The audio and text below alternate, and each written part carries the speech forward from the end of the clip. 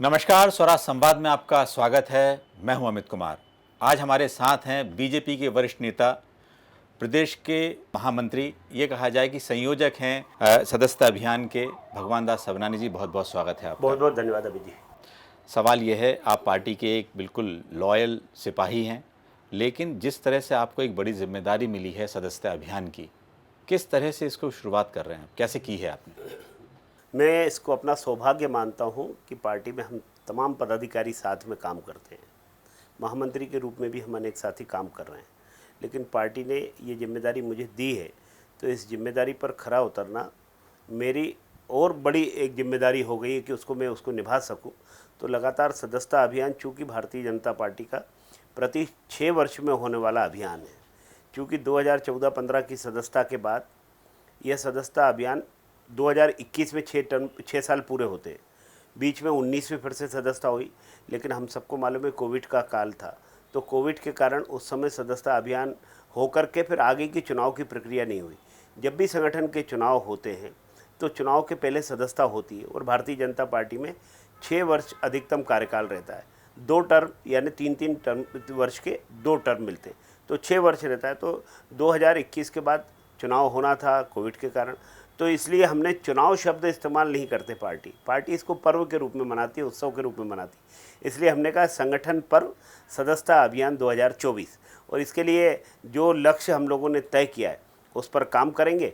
और माननीय प्रदेश अध्यक्ष जी ने हम सब कार्यकर्ताओं को आह्वान किया है कि लगातार हमने जो तय किया है मध्य प्रदेश भारतीय जनता पार्टी के नेतृत्व ने, उसको हमेशा किया है। तो इस बार भी हम पिछली बार की सदस्यता से आगे बढ़ करके 1.5 करोड़ सदस्य हम मध्य प्रदेश में बनाएंगे, और तेज़ी के साथ मध्य प्रदेश ने 2 तारीख को माननीय प्रधानमंत्री जी की सदस्यता के पश्चात 5 बजे के बाद जैसे ही 8800002024 नंबर, जो हमारा मिस कॉल नंबर है, ये आरंभ हुआ, मध्य प्रदेश बहुत तेज़ी के साथ उसमें लग गया।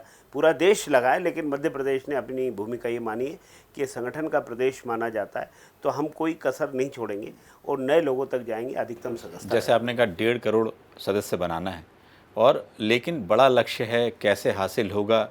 एक तरफ ये है कि इस बार 29 की 29 सीटें हैं, बीजेपी की सरकार है, एक बड़ा लक्ष्य वो भी हासिल किया है। 2023 के विधानसभा चुनाव में भी बाहर चर्चा होती थी, और कई खबरनवीस भी ये कहते थे कि इस बार भारतीय जनता पार्टी की सरकार नहीं बनेगी। लेकिन हमने जो 2021-22 में कुशाभाऊ ठाकरे जी की जन्म शताब्दी के समय बूथ स्तर पर जाकर के काम किया, तो उसका प्रतिफल हमको ये मिला कि हमको बूथ पर उस समय चुनाव के समय ढूंढने की ज़रूरत नहीं पड़ी। हमारे पास जो कार्यकर्ता था, जो हमारा आधार है, उस आधार को ही केवल स्मरण कराना है। चुनाव है और चुनौती है, कार्यकर्ता लग गया। अप्रत्याशित रूप से, जिसको कांग्रेस या बाकी लोग कहते थे कि मध्य प्रदेश में सरकार बीजेपी की नहीं बनेगी, बीजेपी की न केवल सरकार बनी, 70% से ज़्यादा सीटें जीत करके 163 विधायक आए। इसके बाद लोकसभा का चुनाव आया, हमने कहा कि एक सीट जो बची थी 2019 के चुनाव में, उसको भी हासिल करना है, छिंदवाड़ा जीतना है। कांग्रेस दावा करती थी हम 14 सीटें जीतेंगे, कभी 15 जीतेंगे, उनके दावे ज़्यादा थे, सारे फुर हो गए उनके दावे। और केवल गरीब कल्याण की योजनाएं, माननीय प्रधानमंत्री जी की, मध्य प्रदेश के हमारे मुख्यमंत्री जी की गरीब कल्याण की योजनाएं, उसको तेज़ गति के साथ काम करना, और संगठन की भूमिका।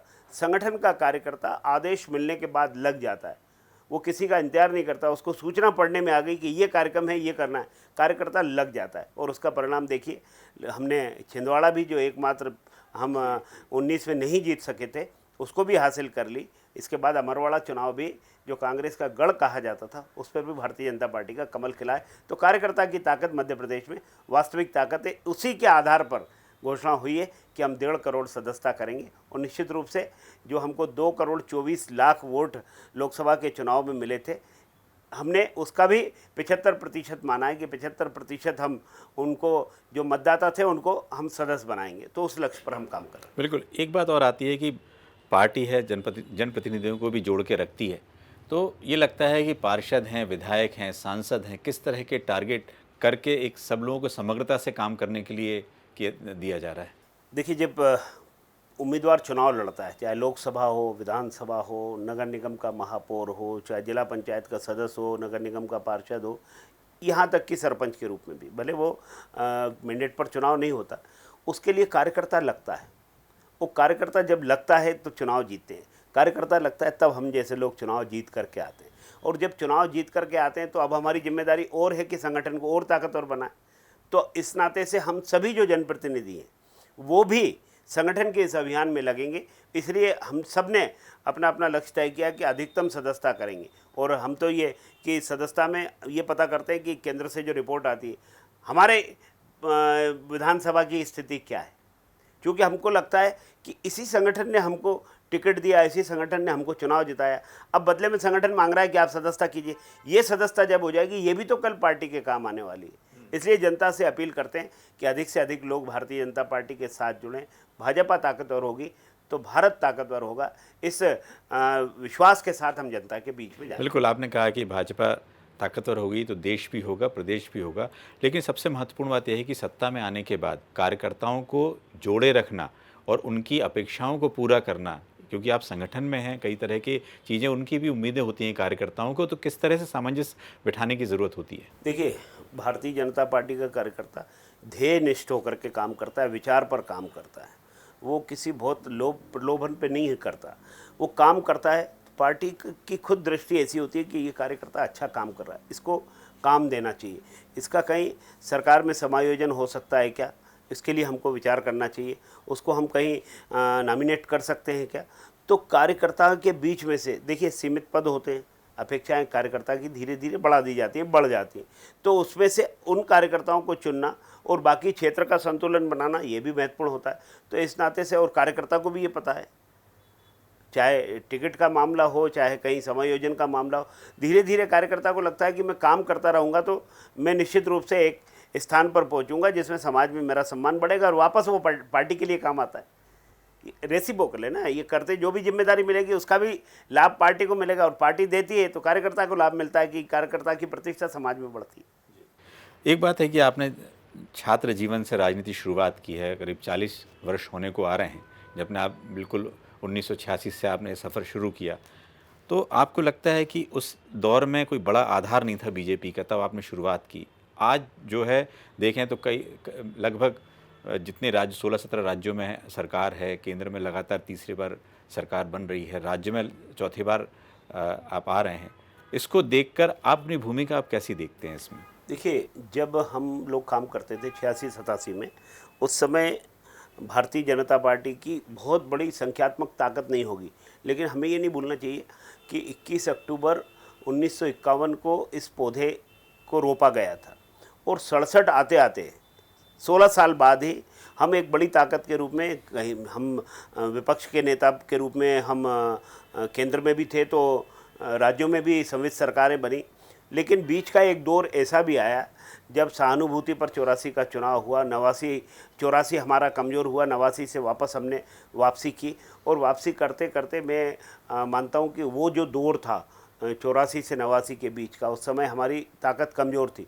तो उस समय लोग भी कम थे, बहुत आत्मीयता के साथ काम करते थे और कोई बहुत आगे क्या होगा वो नहीं, हम काम कर रहे हैं एक ध्येय के लिए कि अब की बारी अटल बिहारी का नारा एक दिवस अपने लगता था लोगों को।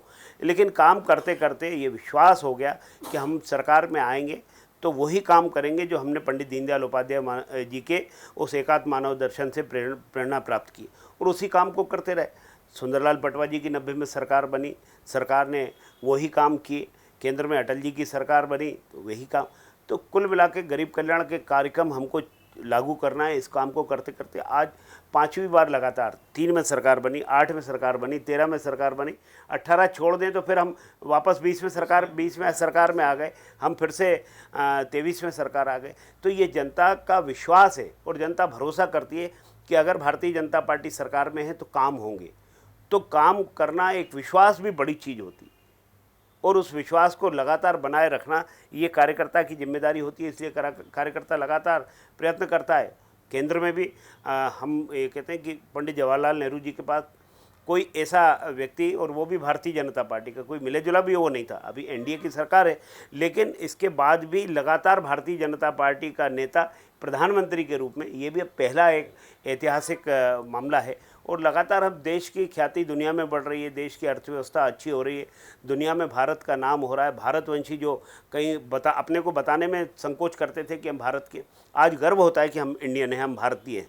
तो ये ऐसा लगता है कि जो हम जिस ऊंचाई पर भारत को देखना चाहते हैं, धीरे धीरे हम उस दिशा में बढ़ चले हैं। आपने सरकार की बात की, संगठन की यदि बात की जाए तो आपने कुशाभाऊ ठाकरे जी हों या प्यारेलाल खंडेवाल जी, उनके साथ काम किया, आज नड्डा जी और वी डी शर्मा है। तो आपको लगता है किस तरह का बदलाव, एक ट्रांजिशन देखते हैं, जो एक चाल चरित्र चेहरा वाली जो पार्टी का एक जो मोटो हुआ करता था, और आज किस तरह से आपको लगता है कि हम उसी पथचिन्हों में आगे बढ़ रहे हैं, या और लोगों को, जैसे 1.5 करोड़ लोगों को जोड़ना है, तो एक कुछ गुंजाइश है पार्टी को भी उन आदर्शों को और पूरा करने के लिए? देखिए, मूल में कभी परिवर्तन नहीं होता। मूल में परिवर्तन होता तो पार्टी इतना लंबा सफ़र और इतनी मजबूती के साथ आगे नहीं बढ़ सकती। मूल में कभी परिवर्तन नहीं हुआ। हाँ, चीज़ें हमको समय समय पर जैसी आवश्यकता हुई वैसा होता चला गया। और देखिए, भरोसा भी बड़ा। उस समय कुशाभाऊ ठाकरे जी, हम साधन नहीं हुआ करते थे, प्यारेलाल जी हों, चाहे नारायण प्रसाद गुप्ता जी हों, शेजवलकर जी हों, ऐसे हमारे तपस्वी नेता रहे, ऐसे संगठक रहे जो घूमते थे। उस समय साधन नहीं थे, आज साधन है। तो भी काम लगातार प्रवास करना। मैं मानता हूँ कि मैं प्रदेश का महामंत्री हूँ, 4 साल मुझे हो गए, कार्यालय प्रभारी हूँ। कोई ऐसा दिन कि मैं कार्यालय न जाऊँ और मेरे बगैर भी मतलब वहाँ व्यवस्थाएं, तो मुझे लगता है कि नहीं, कार्यकर्ता आता है प्रदेश का मिलने तो मुझे मिलना चाहिए। तो भाव तो आज भी ख़त्म नहीं हुआ। कार्यकर्ता से मिलना, कार्यकर्ता की परेशानी को दूर करना, ये भाव आज भी लगता है कि मैं जिम्मेदारी पे हूँ तो मुझे रहना चाहिए। ऐसे ही बाकी लोगों को भी लगता है, हमको लगातार प्रवास करना है। हाँ, चुनाव के दौरान कभी कभी कई ऐसे लोग भी आए, जैसे चुनाव में आते हैं कि हमारे विचार से जुड़कर प्रेरित होकर के लोग आते, तो वैसे ही समाचार बनते हैं कि वो कैसे फिट हो पाएंगे, मिसफिट होंगे, ये होगा। लेकिन धीरे धीरे देखिए कि बाकी दलों से आए लोग भी एक भारतीय जनता पार्टी की उस परंपरा में ढल गए और तेजी के साथ काम कर रहे हैं। बिल्कुल यही सवाल, जैसे बाकी लोग जो आए हैं उनकी जिम्मेदारी की बात भी की गई थी, उनको लग रहा है कि किस तरह की जिम्मेदारी देंगे? कई वरिष्ठ नेता जो इस दौरान आए थे, तो उनको लगता है कि जिम्मेदारी मिलेगी। चाहे सुरेश पचौरी जी, बड़ा नाम है, और भी बड़े बड़े विधायक हैं, कुछ लोगों को तो सरकार में शामिल कर रहे हैं, लेकिन संगठन में किस तरीके से काम करवाएंगे? देखिए, ये संगठन के लिए क्या आवश्यक है और उसको हम कैसे कर सकते हैं, तो संगठन के नाते से, चूँकि भारतीय जनता पार्टी के काम करने की शैली एकदम अलग है। हम नीचे कैडर को पकड़ करके काम करना, कोई भी निर्णय करना तो कैडर से बातचीत करना, कोई भी निर्णय बताना तो उनको बताना, ऐसे काम करना। तो काम करते करते एक पद्धति विकसित हो गई, विशेष एक पद्धति पर कार्य पद्धति हमारी भारतीय जनता पार्टी, उसको धीरे धीरे समझ करके बहुत सारे लोग ऐसे कि आपको पता ही नहीं पड़ेगा कि ये कभी किसी अन्य दल में हुआ करते थे। बहुत सारे ऐसे लोग हैं, बहुत सारे लोग। तो सारे लोग ऐसा है कि उनको लगा कि यही यहाँ का कल्चर है, यही है। और करते करते खुद उनको भी कुछ नहीं पता कि पीछे वो पीछे मतलब मुड़ के भी नहीं देख पाते। उनको नया काम देगी पार्टी, हाँ, देगी। जो जिस काम के लिए उपयोगी होगा, निश्चित रूप से नेतृत्व विचार करके उसको वो काम देता ही है। दूसरा एक सवाल, आपको पार्टी ने महापौर का टिकट दिया और बिल्कुल आखिरी मोड़ विधायक का टिकट भी दिया था, और आपने भी नहीं सोचा था कि वहाँ से दक्षिण पश्चिम से मिलेगा, और अचानक आपकी इतनी बड़ी जीत होगी। किसको श्रेय देते हैं? मैं कहता हूँ कि जब मुझे टिकट मिला, ये प्रश्न अमित जी उस समय भी प्रेस ने खड़ा किया, हमारे पत्रकार मित्रों ने कहा कि आपको तो एक चलित भाषा होती है, आपको तो निपटाने के लिए दे दिया ये। मैंने कहा, देखो, भारतीय जनता पार्टी हारने के लिए तो किसी को टिकट नहीं देती, टिकट तो जीतने के उद्देश्य से देती है। और मैं अकेला नहीं, पार्टी लड़ेगी चुनाव, मेरा क्या। वहाँ तो मैंने खुलेआम स्टेटमेंट दिया कि मैं तो प्रतीक के रूप में हूँ, क्योंकि कार्यकर्ता हूँ, तो पार्टी को लगा कि बहुत समय हो गया, इसको मौका देना चाहिए।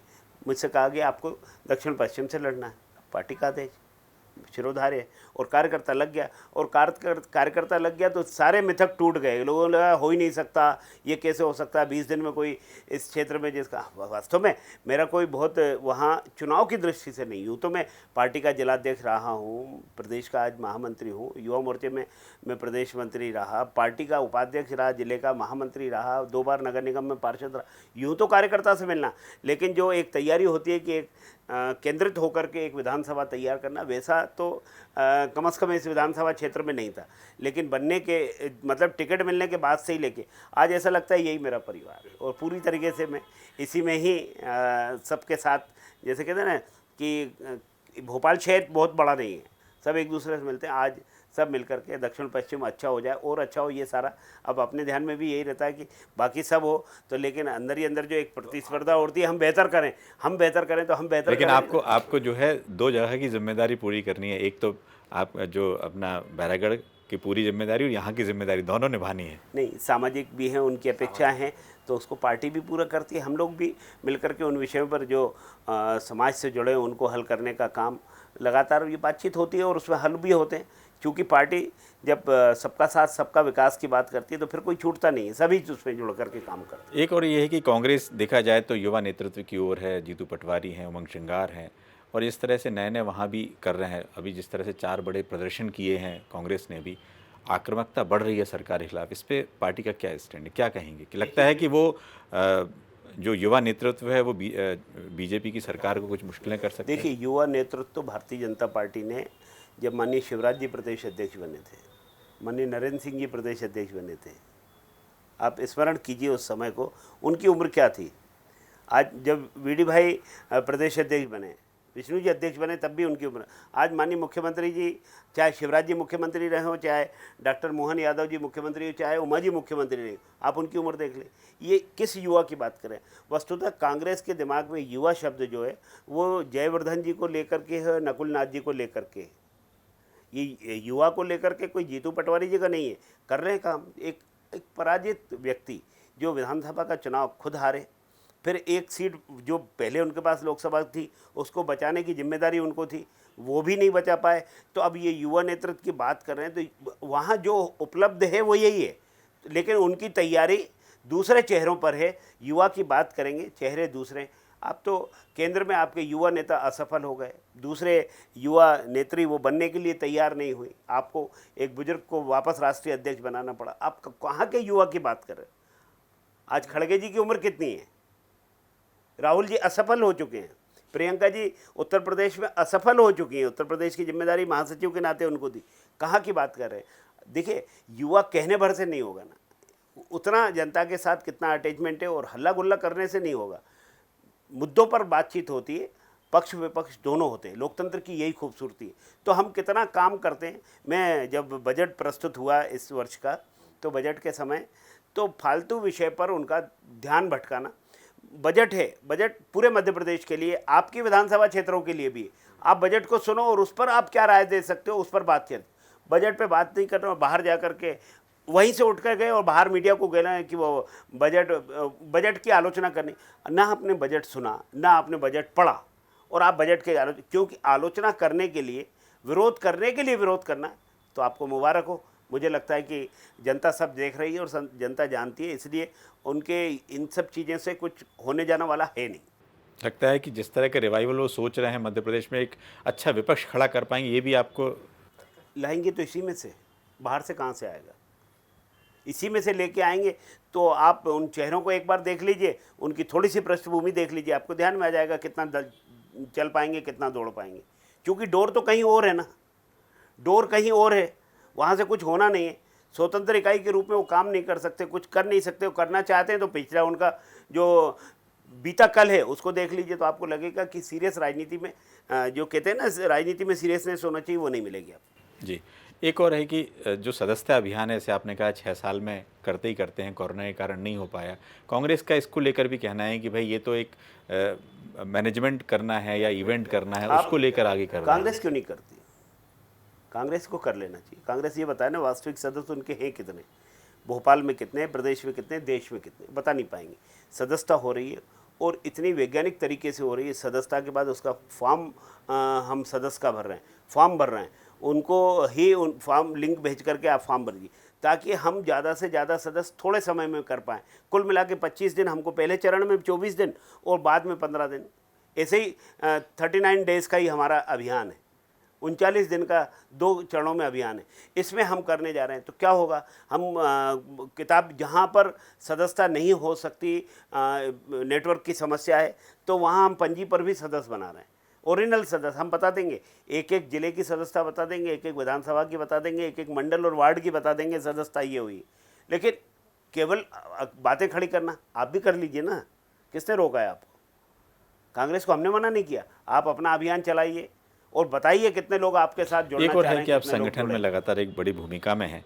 जो पार्टी के बड़े नेता हैं, जो अभी मंत्री थे, गोपाल भार्गव हैं, जनरल उत्तम मिश्रा, बाकी लोगों को उनकी उपयोगिता के बारे में पार्टी किस तरह से विचार कर रही है? क्योंकि अब बीजेपी में युवा चेहरे बिल्कुल लगातार आगे आ रहे हैं। किस तरह से सामंजस्य इसमें बनेगा? मुझे लगता है बड़ों का आशीर्वाद है, जहाँ आवश्यकता होती है पार्टी उनसे बातचीत भी करती है, लगातार संवाद भी करती है और उनका स्थान भी देती है। तो इनका मार्गदर्शन, इनका आशीर्वाद पार्टी को हमेशा मिलता है। और पार्टी के अंदर देखिए सीमित पद होते हैं, सीमित स्थान होते हैं, तो ये थोड़ा बहुत जो परिवर्तन आवश्यकता के अनुसार होता है उसको करते रहना, यही तो भाजपा करती है। बाकी लोगों में जड़ता आ जाती है, हमारे लगातार बातचीत हो करके कि अब इसमें से हम कुछ नया करें। हम पदाधिकारियों में भी हमारा 30 से 35% पदाधिकारी बदलते हैं। तो क्यों बदलते हैं साहब, उनको क्यों बदल दिया?